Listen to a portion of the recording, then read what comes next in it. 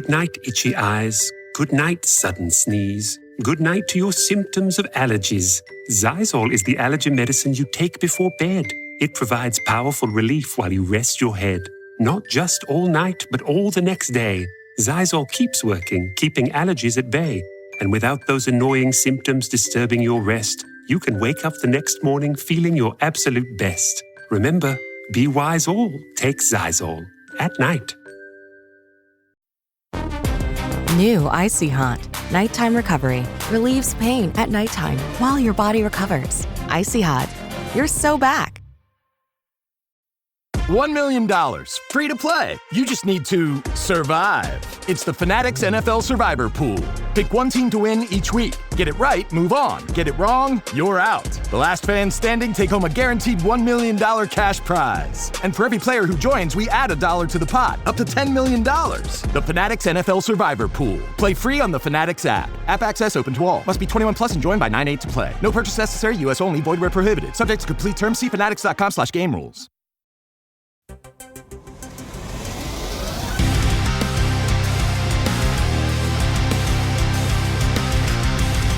What is up, everyone? Welcome to this edition of There Can Only Be One, the podcast that puts together the all-star best of playlist of your favorite bands and artists. Hello to all of our listeners in Damascus, Maryland, and around the world. How are you guys doing? Have you ever heard a song from a movie, but you don't remember the movie that well, but you remember the song? Sometimes the song is bigger than the movie. And to anyone out there who saw Empire Records, you know exactly what I'm talking about. This week, we are going through the discography of the Gin Blossoms. And here to go down this road with me, Joseph Whalen is back on the show. Dude, how are you doing, man? Dude, I'm great. I'm excited to talk about some Gin Blossoms. And Jason, I was telling you before this show that I went and saw Blue Rodeo at Budweiser stage this past weekend. And I feel like so much of what I love about Blue Rodeo, I love about the Gin Blossoms. So I'm just really excited to talk about a band that, yeah, like you said, they've got that staying power and are more memorable than the movie that they were featured in. Yeah, I mean, there was a stretch, and let's be honest, there was that stretch where every other song on the radio seemed to be from the Gin Blossoms. They really were, from like that 1992 till about 1998 stretch. They dominated radio and Much Music and MTV. Like they were a moment. Yeah, and it feels only natural for me, like, because we're kind of fully in this mode now of like, I did the Wallflowers episode. Now I'm doing Gin Blossoms. It's like I'm just ticking off like the 90s. Like we're living in the 90s, Jason. We're not even in the 2000s yet. Okay, but you know as well as I do that the 90s held some of the best music, period. And maybe I'm biased, but it's hard to compete with some of the rock that was coming out from the 90s. I completely agree with you. And I think there's also just the power of nostalgia is just so, and like, here's the thing with me is I was born in 1998. So there's a part of me that is nostalgic for the 90s, even though I didn't even live it. Like I have no memories of the 1990s, but songs like these, the Gin Blossoms, Wallflowers, I mean, and there's so many other bands that are, sort of emblematic of that time. You can listen to them and you're immediately transformed back to, thinking about what it would have been like or remembering things that, from the 1990s. So it is just that powerful thing. And Gin Blossoms, I think, are a prime example of it. The other thing, too, I find is that bands from the 90s seem to have that kind of staying power. So long as, they can keep enough of the original members together, they have that ability to keep on pumping out good music. Absolutely. And I mean, hey, I don't know if you've seen this, but Gin Blossoms and who's the other? John Popper. I'm a Blues Traveler. Yes. Yeah. They're doing like a fusion tour, like all of them. It's kind of crazy. So like, it's cool when you kind of have like the secret sauce of the same key components of a band for many, many years that have that staying power, but then also see, other bands like that, like link up and form this mega group of just 90s nostalgia. Well, that's the interesting thing. Like, I was listening to Sirius, and Lisa Loeb had her show on, and she had Robin Wilson from the Gin Blossoms and John Popper from Blues Traveler. And I'm like, this entire interview is the 90s. Yeah. this is the 90s. This is the moment. Pretty much. All right. So let's tell you what we're going to do. We're about to go through 7 albums of the Gin Blossoms discography. As always, we don't do any live or compilation albums. We will be covering the album Dusted, even though some of the songs were re-recorded for later albums, but some of those songs also cover other songs that were on some of the EPs. So it makes sense just to cover Dusted and cover some of those songs. Now, I found a loophole because normally we do not cover songs that were on soundtracks only because they're not really on a full-length album, which would have excluded arguably the Gin Blossoms' biggest song of all, Till I Hear It From You, from the Empire Records soundtrack. However, the loophole is this. It was released on a maxi single, which is 4 songs long, back in 1995, which basically puts that as an EP. So we're going to count it so we can talk about that song. But we're going to start with Dusted, released December 1st, 1989. The band at this point is Robin Wilson, Doug Hopkins, Jesse Valenzuela, Bill Lean, and Philip Rhodes. So this is kind of like their demo album. This is the one that kind of got them the attention and got them to that major label deal. And it definitely sounds a lot more raw than what we heard from their next major studio album. Yes, it certainly does. Just like listening to it, you said raw, like this songs that we know that were re-recorded later, like you could just hear that like it's just a slightly faster tempo than the ones that you'd heard on like the later albums. Mm-hmm. And yeah, like for some of it worked. Like I did enjoy like one of those songs. Other ones I was just like, no, this doesn't quite tickle my brain the way that I want it to. But yeah, it was a raw sort of recording, I guess, and it set the groundwork for what was to come. So that's all you can really ask for. And when you think about it too, when a band is writing some of these songs, especially early on in their career, they're writing them to be played live because that's how you're getting your songs heard. You know, you make and I remember back in the days when I was in an original band, you know, we wrote the songs, we played them live, we workshopped them live. We basically got them to the point where we could go record. Then we went to record and then we went and played them live. And basically that live feel was how it went. Now, you have to think that this band probably played them or at least recorded everything live off the floor in a very kind of not major label funded studio. And because they do have that live vibe to them. And you can hear the difference between songs that were released later and songs that were exclusive to this or later on EP. So off of Dusted, what did you go with? Yeah, so obviously, as we've been talking about, there are songs here that we would recognize from later releases, but I went with one that actually, well, it does crop up again later, but one that I hadn't heard before I did this, which was Cajun Song, because I just really like it. Like, I just think it's a really good tune. It hits hard, man. The lyrics, they say you can't miss something you never had, so tell me why I could feel so bad. Like there it is right there on Front Street, right? Like, this is a great tune. I think that this is, I think that's their finest work on this album. Honorable mentions, like Found Out About You. I like the slightly faster tempo for Find Out About You, or Found Out About You. I like that. The Hey Jealousy version has that same general feel as Found Out About You, but not quite as fond of this version. But that's only because like that is like one of their most, noteworthy songs. So hearing it in a different way just kind of didn't really work for me. But at the same time, it's not bad. It's just that it's not what we're used to hearing. So I really enjoyed this album, honestly. Like it had that, as you said, very live feel to it, very raw. And, I kind of wonder like if there's also an element of like with these songs, the slightly faster feel to them if there's also a component of that where it's like you want the songs to be fast because like that was kind of the era in which like that was the song. Those were the songs that were getting a lot of radio play, like those faster, upbeat kind of songs, I guess.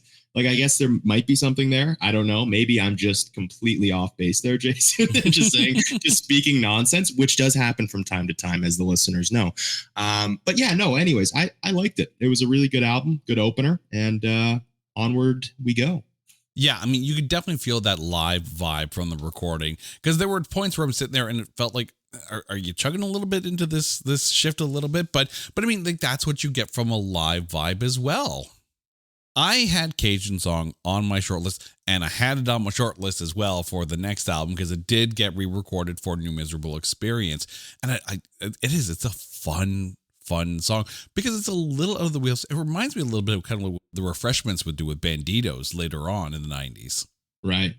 I also had Slave Dealer's Daughter and Fireworks on my short list, but I'm going with Kelly Richards.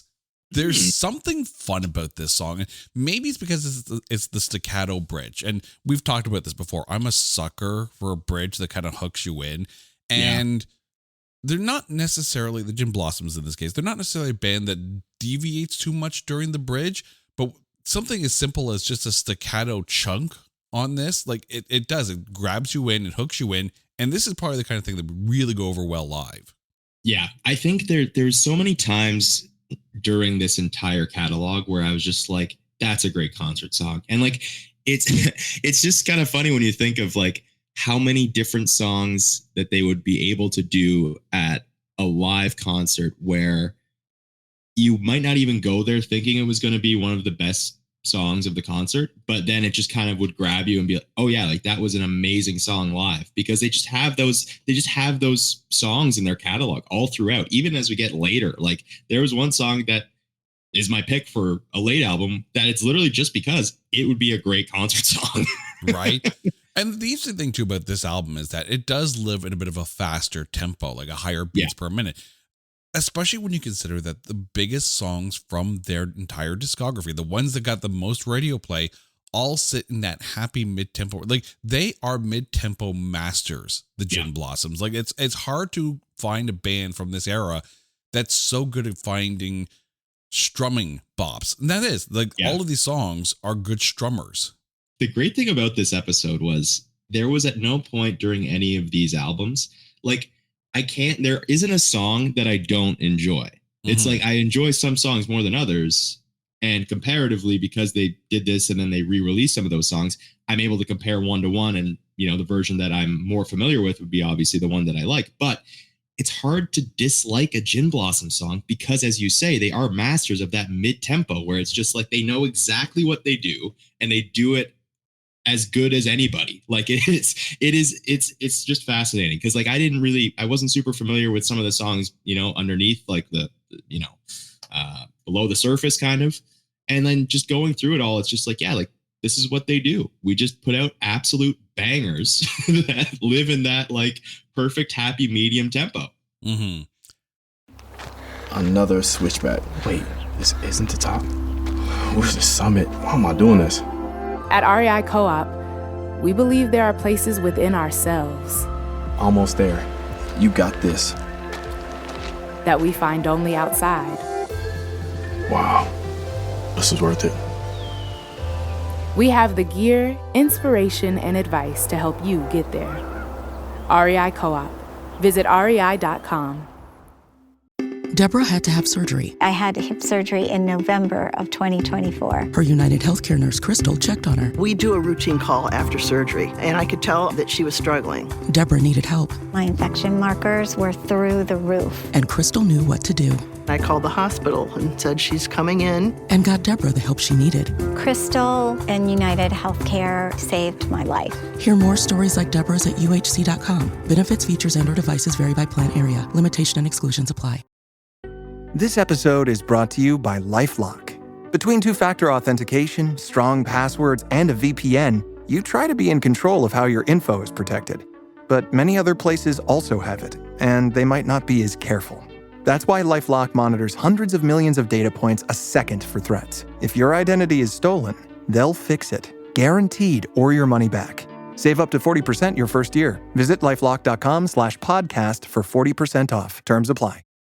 New Miserable Experience, released August 4th, 1992. We have a member change at this point. Doug Hopkins was released from the band during the making of the album.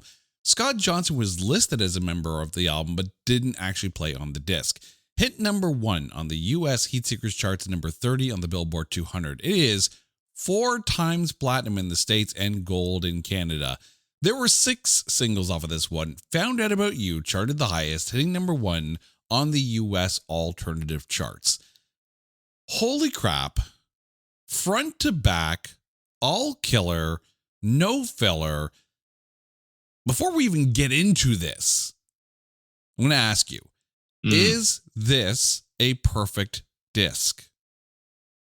I will say no, but it's not that it isn't a great disc. I think one of the ones we're going to talk about in just a little bit is the perfect disc, but it is an amazing disc. And I think you are absolutely bang on for thinking that it is a perfect disc. I don't want to dispute that.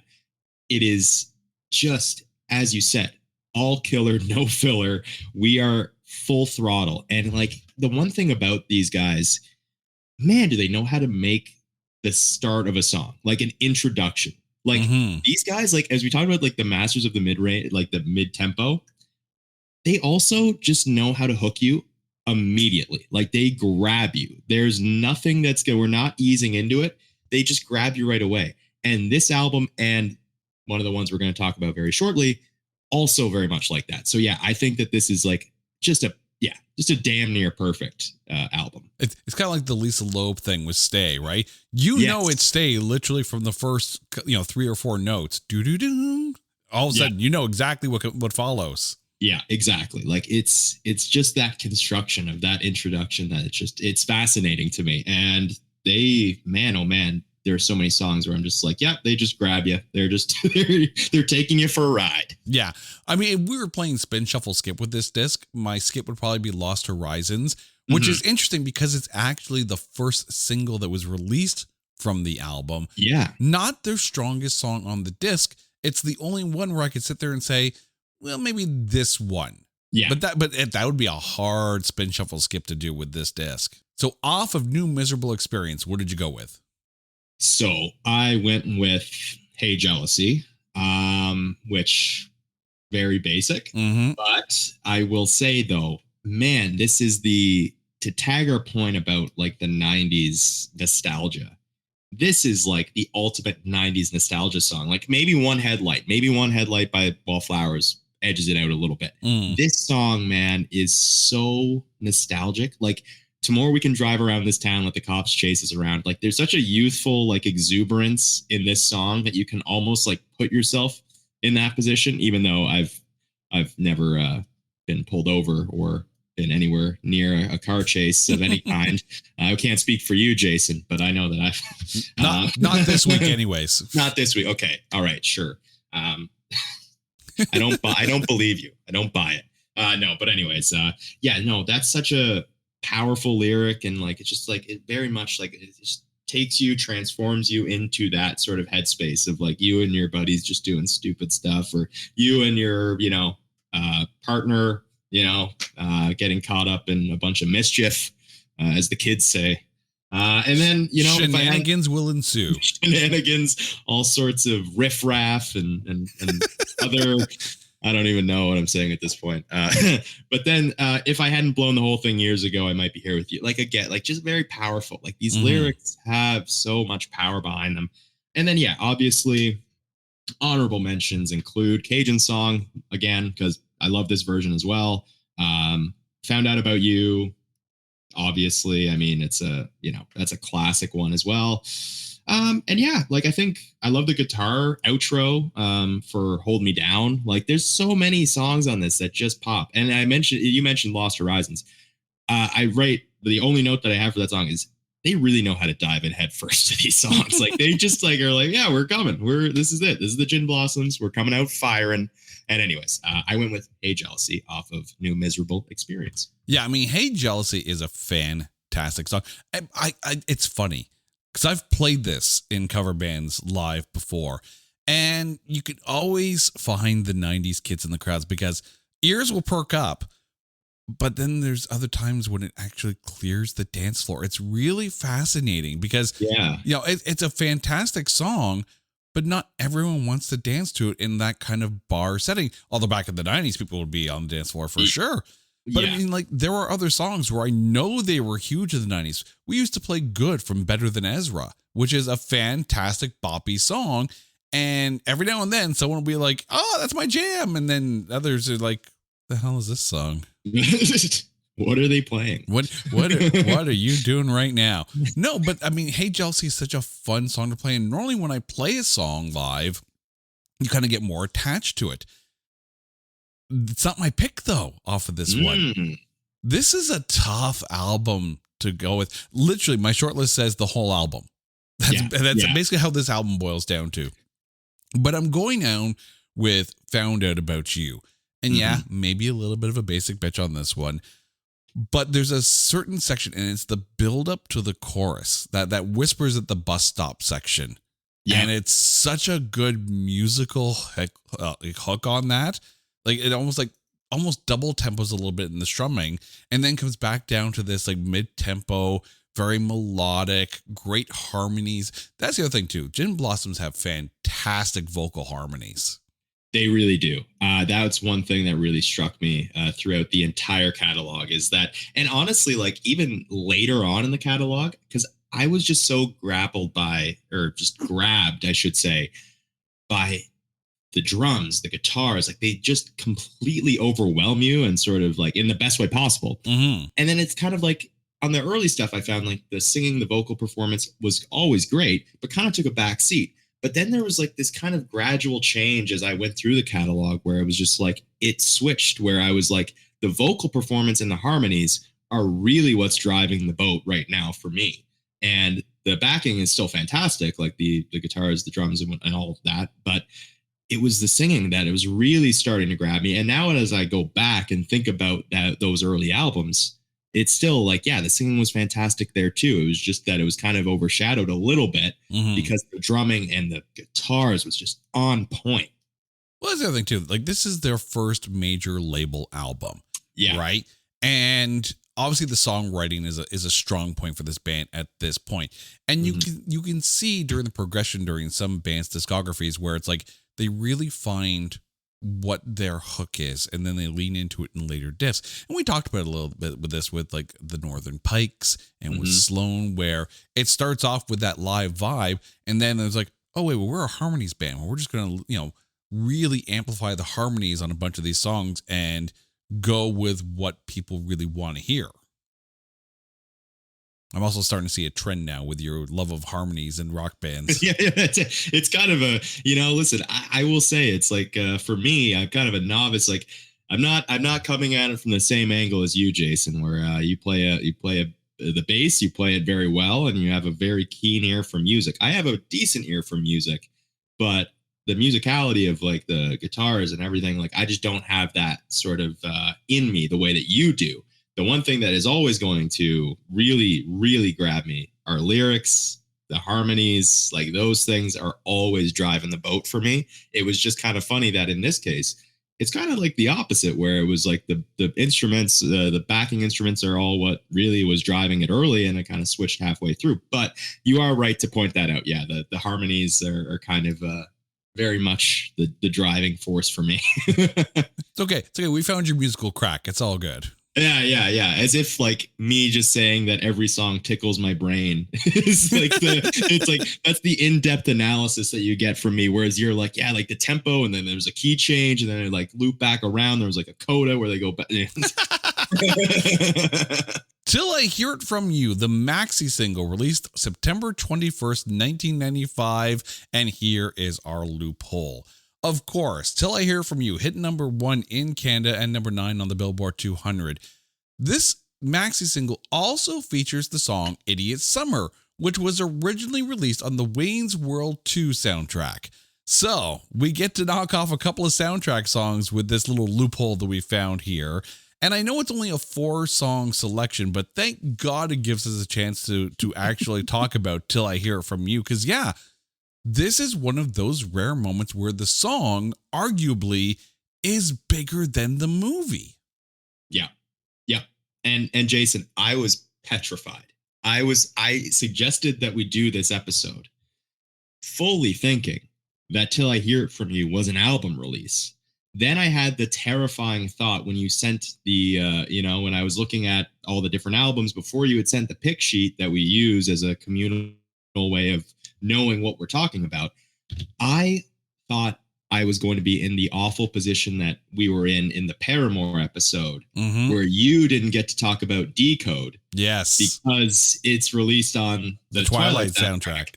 So it was like, dude, this is gonna suck. Like, not the episode entirely, but the fact that we don't get to talk about Till I Hear It From You, because it's a masterpiece, man. It is a full-on masterpiece. And you're absolutely right. It is bigger than the movie. Well, I mean, that whole soundtrack is bigger than the movie itself, too. Yeah. Let's really be honest. I mean, there are some movies like that, singles. It's a soundtrack with a movie attached to it. Let's be honest, right? Last Action Hero movie, meh, still fun, but meh. Soundtrack, killer, absolutely killer. And yeah, this is one of those albums that goes into the argument of one of the best soundtracks of the 90s. And it's really hard to see if this, what could beat it. I mean, I have gone on record saying The Crow is probably my favorite 90s soundtrack, but the Empire Records soundtrack is very much on the Mount Rushmore of 90s soundtrack albums. I think you're completely on the right track there. So are we going to celebrate Rex Manning Day and go with Till I Hear From You, or is there another song on this maxi single that is your pick? So Idiot Summer is a very fun rocker. I will say that. I'm going to stay in my incredibly basic lane and stick with Till I Hear It From You, because it's an infectious melody. It just sticks in your ear and sticks in your brain, and it's gorgeous. Like, it is such a perfectly written song. I think and here's the full truth of everything, Jason. It's like, there's a song on the next album we're going to talk about that introduced me to the Gin Blossoms and was like the way in the door kind of thing. Right. And then as time has gone on, just naturally, I was just listening to songs where I was just like, oh, I didn't know this was them. And Gin Blossoms, just found out about you is kind of the same thing. This song is the same. Like, Hey Jealousy, I was aware that was theirs. So like, when you're talking about the big singles, big songs from Gin Blossoms, this was the one that like really slipped through the cracks, where it's like, I had no idea that was Gin Blossoms, and it's an amazing song. And I think, it's just a perfectly written tune. Yeah, there's not much else I can add to it than that. Like, the great thing about the Gin Blossoms, and I've already kind of pointed this out, is that it's kind of hard to articulate why I like them. It's just that every song is good. That it's just like, I can't really differentiate even the ones that I really love, because it's like, they're all good.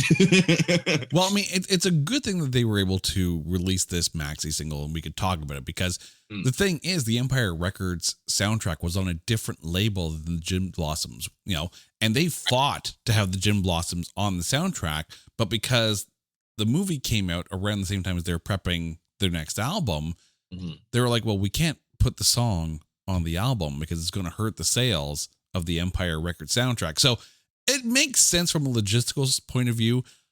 And yeah, of course, it's my pick. I had Seen Stars as my short list off of this one, which is actually a really fantastic song, but it's not Till I Hear It From You. You would be hard pressed to find someone who wouldn't pick this song over any of the others on this disc. Yeah. And I mean, like, we're in territory now of where it's like, it's hard to overlook that as being like the end all be all, not to spoiler, but like, it's hard to overlook that in their catalog, just generally, like, talk about this album or this maxi, whatever, I forget what it's called. The maxi single. Yeah. The maxi single. Sorry. Forget about this EP, in other words, right. Or in other letters, that this song kind of just overshadows a bunch of their stuff. So yeah, it's kind of an obvious pick, I think, for both of us, but it's you kind of have to. Congratulations, I'm Sorry. Released February 13th, 1996. Hit number 10 on the Billboard 200 and platinum in the US. There are 4 singles off of this one. Follow You Down hit number 1 in Canada and number 9 on the Billboard Hot 100. And at the 39th Grammys, As Long as It Matters was nominated for Best Pop Performance by a Duo or Group with Vocal, but lost to the Beatles for Free as a Bird, which I'm calling shenanigans on this one here. I mean, I don't know if As Long as It Matters would have won, but I mean, you have a new Beatles song that was unearthed. So, of course, they're going to win the everything that year. Yeah, that's a tough one. That's you talk about some like I've been big on some baseball content recently, and you're talking about like basically, that's like Roger Clemens in the early 2000s winning the Cy Young. It's like there's some other great pitchers that had great years, but it's Roger Clemens on PEDs. So. Yeah. you and even right now too, you have so many fantastic hard-hitting home run hitters. But they all live in the shadow of Shohei Ohtani. Yeah, exactly. Like sometimes you're just going to be second place and it's okay. Like it's all right. The silver medal's still on the podium. You say it's all right to be second place. You tell that to the Edmonton Oilers though. Oh yeah, no, that's a tough one. Good thing our mutual friend Lyle Robichaux isn't here right now. He'd be very upset at you. I'm going to make sure that he listens to this episode. He'd be muting and hanging up the call right now. All right. Congratulations. I'm Sorry. As a follow-up, at least a full-length follow-up to New Miserable Experience. And it's going to be hard to follow up an album like that. Your pick off of this disc. So first and foremost, this is perfect. This disc is perfect to me. I love it. It is amazing. Also, I love the name. Congratulations, I'm Sorry is like such a perfectly 90s album. Like it feels like there's an era of like album naming where it was just kind of like throw words together and just kind of, like that. And also, but it has meaning because it's also like an incredibly petty thing that it would be like if you were having like an argument with somebody, it's like, oh, congratulations, I'm sorry. Okay. Like, I don't know, man. I just always thought that was such a funny album title. Yeah, this actually does have a bit of a deeper meaning for the band. Okay. So this was the first album released after the suicide of former member Doug Hopkins. So it was basically one of the things where it's like they got so big with New Miserable Experience and it's like, congratulations, and I'm sorry. Yeah. Okay. That ties up that end very nicely. But anyways, yeah, I love this disc. It is, I think every song is just a banger. It is incredible. Like I was fully prepared to like look at this and say, okay, Follow You Down, because I'm basic. We've established this already, Jason. I'm incredibly, we're 2 albums, the previous 2 that were the most basic of basic picks. I was fully prepared for Follow You Down because that's just a song that makes me happy on every level. Like the harmonica, the harmonies, the guitar and the harmonica together on that transition from the chorus to the verse. And then it's a long way down, all the knots you tied have come undone. Like, oh gosh, that's a perfect line. I mean, As Long as It Matters, the descending guitar riff on the opening, great vocals on the hook, beautiful tune, just full of yearning. Like, it's just awesome. Every song, Memphis Time, it's cool Southern twang. Man, I'm just completely in love with this album. Like, this album to me is perfect. And I ended up going with a song that I didn't anticipate going with, which is Day Job. Because sweet Jesus, the drums, like they just completely come out and grab you. And they're just like, yeah, this is the Gin Blossoms, man. Like, this is what we do. We come out and we come out swinging. And also that's a perfect thing that I just said. And I don't mean to pat myself on the back because of the baseball reference with 7th inning stretch. I was like, hell yeah, man. That's really sick. I love that. But when you consider too, that the Gin Blossoms are from Arizona. And it was around this time that the Diamondbacks got their go ahead to prep putting a team together for, to join MLB. So you have to think that baseball fever is high as far as, like being in Arizona. Absolutely. So like, I just loved it. And man, oh man, my car, geez, like there are so many good songs on this album, Jason. I had such a hard time with this one. And it's again the thing of, as I pointed out last time, they're all good. So it's hard to really say why I like one song more than the rest. It's just that they're all great. Like this is a very positive episode, Jason. I'm very happy about this. I mean, I had Day Job on my short list. I also had Perfectly Still and Virginia as well. Yeah. But I'm going to be the basic bitch at an advanced level and go with Follow You Down because it's hard to not pick pop perfection. Yeah. And they had to know right off the bat. And I'm sure the label knew as well. Follow You Down was actually the first single released off the disc. Day Job was actually the second. So clearly they knew. It's really hard to find a dead spot on this disc because I don't think there is one. You know, if your dead spot is 14 seconds of seventh inning stretch, there's your loophole, sure. Yeah, exactly. A barking dog at the end was just amazing. Great. What other way would you close an album than that? Just, go back to 1996 and tell 1996 Arizona-based Gin Blossoms that they're just 5 years away from celebrating the Arizona Diamondbacks World Series. Randy Johnson, big unit. Right? Major Lodge Victory, released August 8th, 2006. We had a member change at this point. Scott Kusmarek and Dorian Crozier both did drums on this disc. Dorian Crozier performing the drums on the song California Sun. The album hit number 10 on the Billboard Indie Album charts and number 159 on the Billboard 200. Learning the Hard Way actually hit number 8 on the Friday Morning Quarterback AAA charts. So 10 years later, we even had a breakup of the band at this point as well and coming back together. Major Lodge Victory, does it actually meet up to the other discs?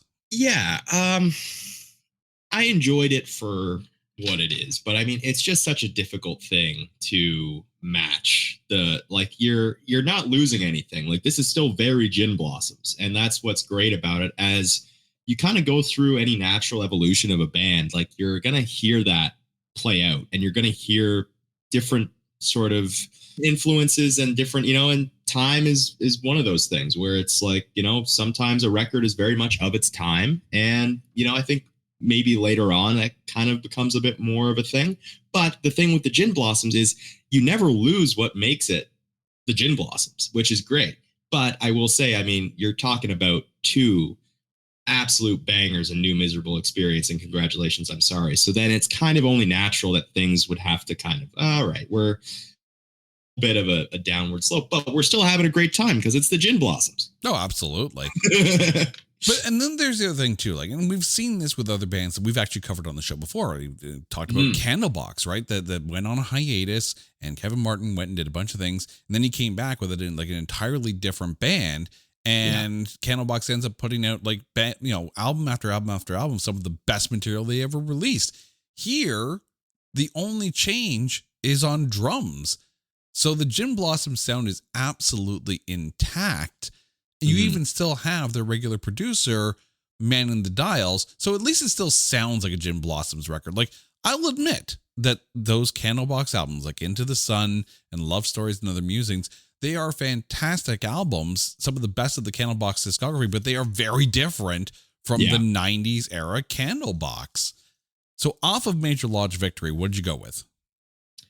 Yeah, I went with Someday Soon, which is a great tune. And again, it was the one that I was referencing earlier where I just chose this because I was like, I feel like this would be a great song to hear at a concert. Like, it would be like a very good sing-along song, like at a midpoint of a concert, even maybe closer to the end of the concert, just to make everybody kind of, have a good time, sing along. And I that's really the only reason, because again, this is very much the prime territory of like, none of these songs are like the sort of major Gin Blossom songs like we've talked about before.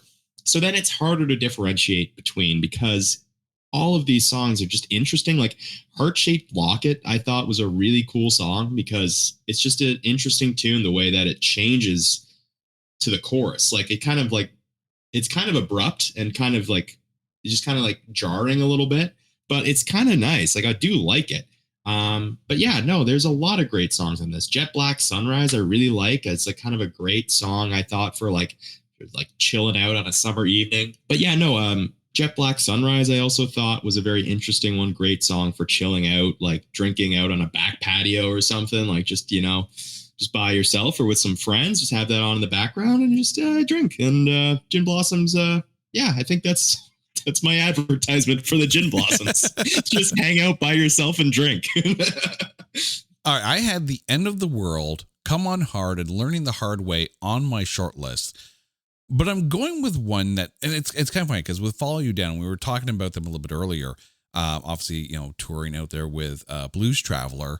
You know, Follow You Down has that great harmonica part to it. So, by the way, if John Popper ever joins the Gin Blossoms on stage for Follow You Down, that's going to be a moment. But I'm going with a song that was giving me some Wallflowers vibes. I'm going with Supergirl. And this is one of those ones that, A, it's got a live vibe to it. The quiet part actually adds so much more to this song.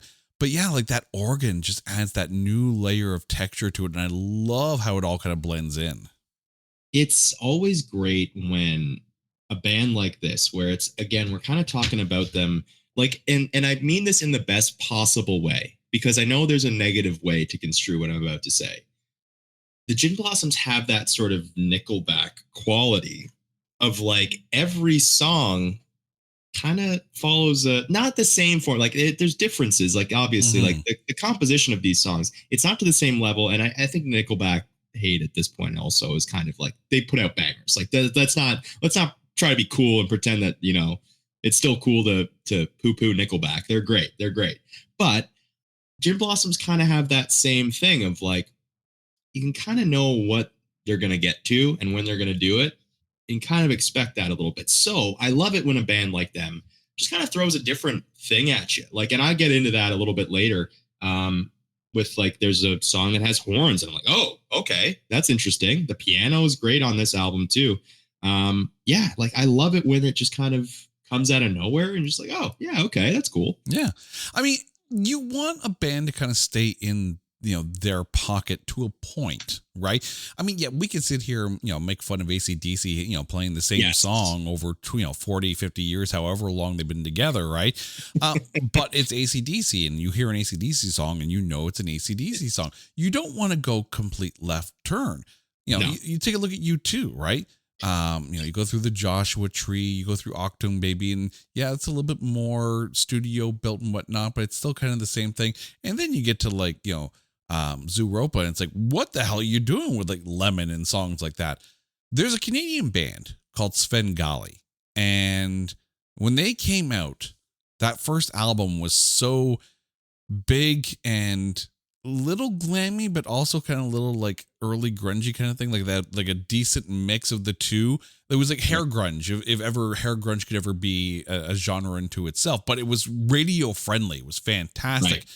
And then their second album comes out, In Wire, different producer at the helm, completely changed their sound, and they're like, this isn't Svengali. This isn't what we heard on the second or the first disc. Like you went in a completely different direction. If you get a Gin Blossoms album, you know what you're getting. And that's a good thing because, you know, the formula sells, even though these last three albums in the run are complete first listen. Like every song is a first listen for me because after Congratulations, I'm Sorry, they went away and they just weren't on the radio as much because unfortunately radio doesn't play the new songs for the bands that are still around. I wish I had my own Sirius XM channel so I could play new songs from old bands and don't just play the same song over and over and over again. I'm really begging for that channel right now. I mean, honestly, I think it's a good sell because like you're absolutely right with that because there are just so many bands. Like, I mean, when we're talking about Northern Pikes, right? We did that episode and obviously that's a, you know, with a very Canadian example. And like, you know, you get songs like Hope Goes Astray and like, you know, She Ain't Pretty, which I still think is like the third national anthem of Canada. Right.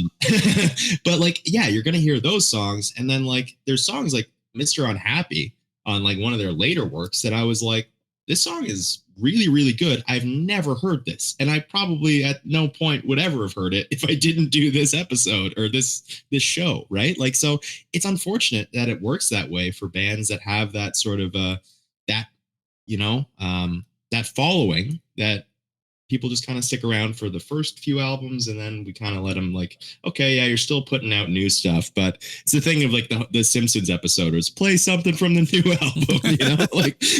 Well, when we were talking about the Wallflowers, there was a song on their last disc, I Will Let You Down, but I Would Not Give You Up.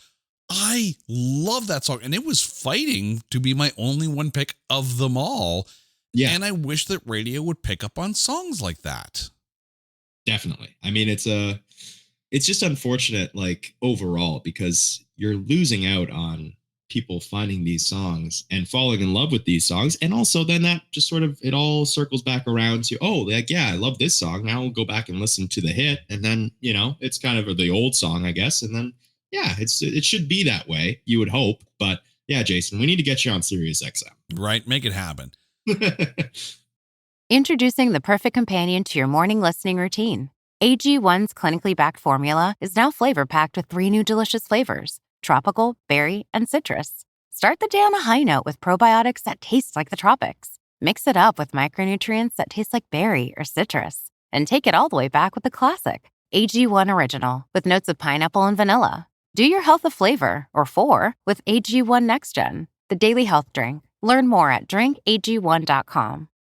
Hey, this is Bill Simmons from the Bill Simmons Podcast, here to help you make the most of your summer with Michelob Ultra, a superior light beer worth playing for.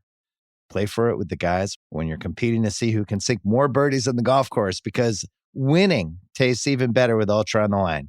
Play for Ultra. Fill your fridge with Michelob Ultra this summer. Enjoy responsibly. Copyright 2025 Anheuser-Busch Michelob Ultra Light Beer, St. Louis, Missouri. It's back to school season, and Clorox is donating 2 million disinfecting wipes to classrooms across America. Because back to school means things can get a little bit messy. Just ask kindergarten teacher Miss Gibson. Give me just one Clorox wipe and I'm ready for glitter glue, exploded lunchbox yogurt, peanut butter handprints, runny noses, picking noses, rubbing noses. Touching noses. Thank you, Edward. Ooh, nap mats and lockers and tissue boxes. And Clorox scissors. disinfecting wipes. Teacher's #1 wipe. Clean feels good. Based on unit sales data. No Chocolate Cake, released September 28th, 2010. We have yet another member change. John Richardson is now on drums. The album hit number 72 on the Billboard 200, but it did hit number 1 on the Amazon.com MP3 album charts. Miss Disarray and Wave Bye Bye were both released as singles, but neither of them charted because Sirius didn't give me my channel yet. I really like this disc. I was really impressed across the board with just the quality of the songwriting. This is the album that I was referencing where I wondered. There was a switch for me where I was like, the vocals is really, it's starting to carry it for me at this point. And it's not to say that like anything's taken a step back musically in terms of the guitars and the drumming. This was where I was just like, holy, like this guy can sing. Like this guy can, and the vocals, the harmonies, just beautiful. Like, I think it's just one of those things of like, as a band sort of evolves over that period of time, when I know that there was like a hiatus and, you're talking about years from releases, but still in all, like, it's just kind of nice that at a certain point, in my mind at least, there was a flip to be like, I should give this guy his flowers because he's a really good singer. This is also the first disc that John Hampton is actually not listed as a producer. So it's one of those things where the sound is still the same. Yeah. The songwriting is still the same. And it is fantastic to hear a band, this long into their career. And you think about it at this point, it is, you do the math, 21 years. And even though it's not as many albums as some bands out there in 20 years, the songwriting is fantastic and you have to love it. So off of this disc, what'd you go with? Yeah, again, it's one of those things of, it's very sort of subjective. I mean, it always is. I don't know why I said that it's subjective. Of course it is.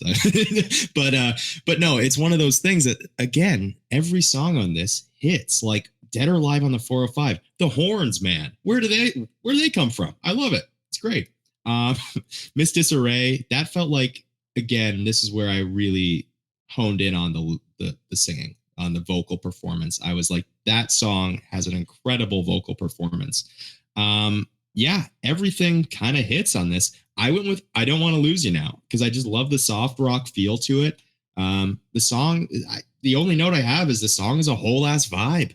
Like, it's just good. Like, I don't really know, Jason, at this point. Like, it's just kind of my advertisement for the Gin Blossoms is it's all good, and get drunk by yourself if you want to.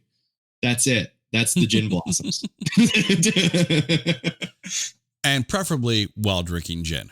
Yes. Well, that's right. Yeah, it's perfect. It's perfect, Jason. I had Miss Disarray and Wave Bye Bye, both of the singles, as my short list. I ended up going with Don't Change for Me. And I think this is one that really caught me off guard. Mainly because it's a 4-chord burner. Mm-hmm. It's the 4-chord song. There's a reason why the 4-chord song works every time. It's just scientifically proven that the 4-chord song is going to catch you. This is one of those ones I wish I could hear it live. And again, like, throw it in there with Supergirl, throw it in there with because I've never seen the band live, so that this is something that needs to be remedied. Yeah. You know, every song I've listed so far as my picks off the disc, I want in that set list. Even going back to Kelly Richards, I want to hear these songs live. Oh yeah, like it's, and I thought it was kind of, Don't Change for Me. When I first listened to that one, I was like, you can really hear that evolution of their sound, where it's just kind of, you feel like this was very much a record of its time, but it's still the Gin Blossoms. Like, it's still very much the Gin Blossoms. And I love that. Like, it shines through everything that they are still the Gin Blossoms, and they are just going to make absolute banger tunes. They're just going to keep doing it. There's nothing that's going to stop them. And yeah, this album, I think, as much as there is like an influence that you can kind of hear, it's like 2010, right? So there's still that, like, that era of music that was coming out at that point that you can kind of hear there's some similarities to other stuff that was being released at that time, but it's the Gin Blossoms. It's still, it all falls back to that. Mixed Reality, released June 15th, 2018. Yet another member change, Scott Hessel, now on drums. Hit number 36 on the Billboard Indie charts. Break was released as a single, and this is their first album with Don Dixon as producer. An 8-year wait, and there's something in the recording in this one, and I don't know what it is. It doesn't feel, from a production point of view, as strong as No Chocolate Cake does. Yeah, I hadn't noticed that. I didn't, truthfully. Again, this goes back to, you have a much keener ear for music than I do. But but I was struck by this album. It kind of, it does feel slightly different though. I think there's something about, like, I think you're actually dead on now that I'm thinking about it. There was something specific to that recording of that album, the No Chocolate Cake, that I just think was, maybe, I don't know what it is. You could probably explain it a lot better than I could, Jason. Well, I mean, it's interesting because No Chocolate Cake, like, basically the 4 main band members are the ones that are listed as the producers, right? And these are the guys that know their sound, right? Like, obviously, of course they know themselves, right? Yeah. And sometimes when a new producer comes in, the sound can change for the better or can change in a different direction. Sometimes you can get a band at different points in their career with the same producer, and it's like, oh, this sounded so much better than this. I think back to the Queensryche episode that we did. Peter Collins was the producer behind some of their biggest albums, but also one of their not so good sounding albums. Right. So off of this disc, and it's still good songwriting. It doesn't affect the songwriting at all. It's just something in the mix that wasn't quite hitting for me. And I don't know, I can't really say it's part of the Loudness Wars. That was more like a Metallica thing with Death Magnetic, which came out kind of similar to around this time. Right. But the songwriting at least still does come through. Yeah.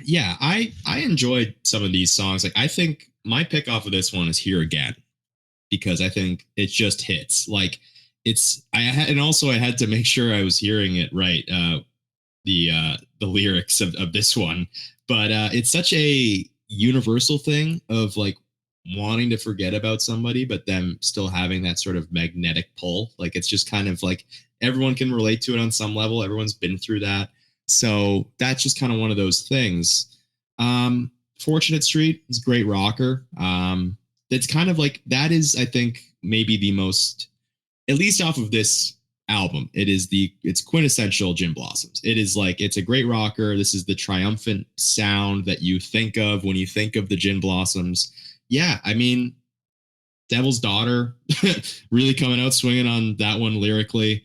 Yeah, just I enjoy it. It's a good solid record. Obviously, we're kind of at a point now. It's 2018.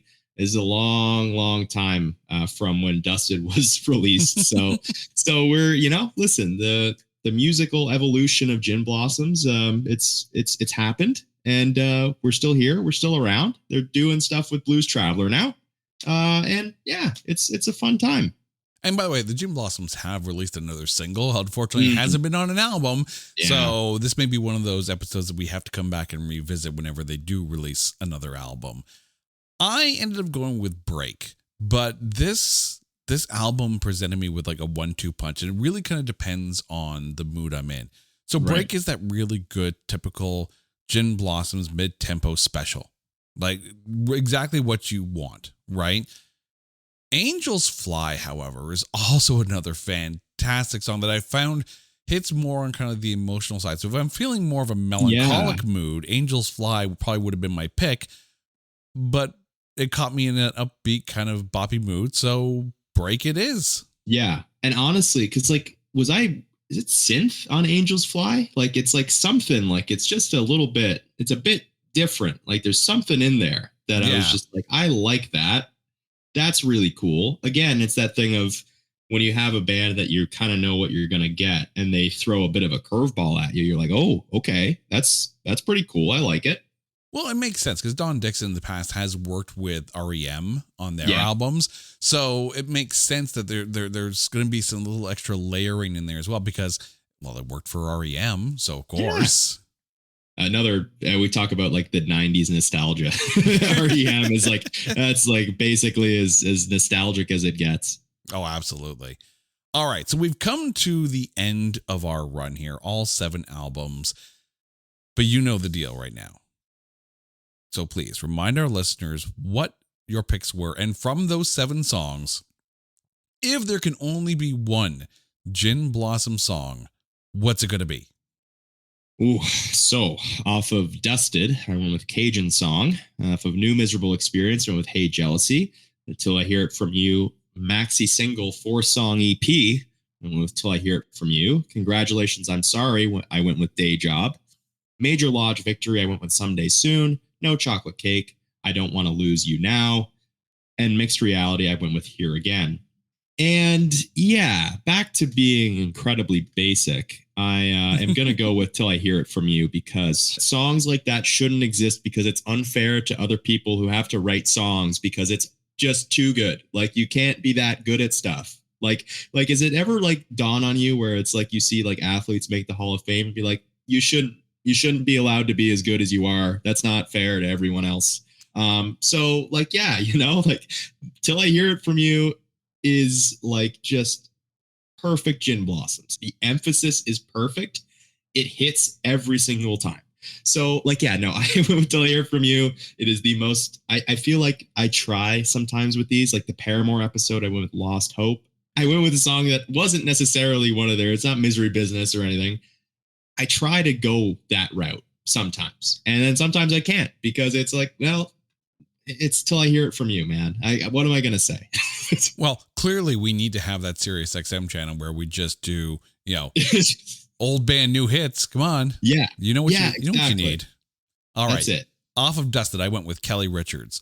From New Miserable Experience, I went with Found Out About You. From Till I Hear It From You, I went with Till I Hear It From You. From Congratulations, I'm Sorry, I went with Follow You Down. From Major Lodge Victory, I went with Supergirl. From No Chocolate Cake, I went with Don't Change For Me. And off of Mixed Reality, I went with Break. And I mean, I'm already kind of going against my grain here because I didn't pick Hey Jealousy, even though I've played that live and I do love that song and I'd love to play it. But I'm going to go with Follow You Down. And I think it's one of those ones where it just, The harmonica adds to it. It's a bit more up tempo than that mid tempo Happy Land that the Gin Blossoms kind of live in. Kind of like that Allison Road kind of tempo, which is a song that we didn't really talk about during the show. But yet that's the problem, right? When you have songs as big as Till I Hear From You and Found Out About You and Hey Jealousy, a song like Allison Road, which would be a major hit for anybody else, is like, it's just another great song in the potpourri that is Gin Blossoms.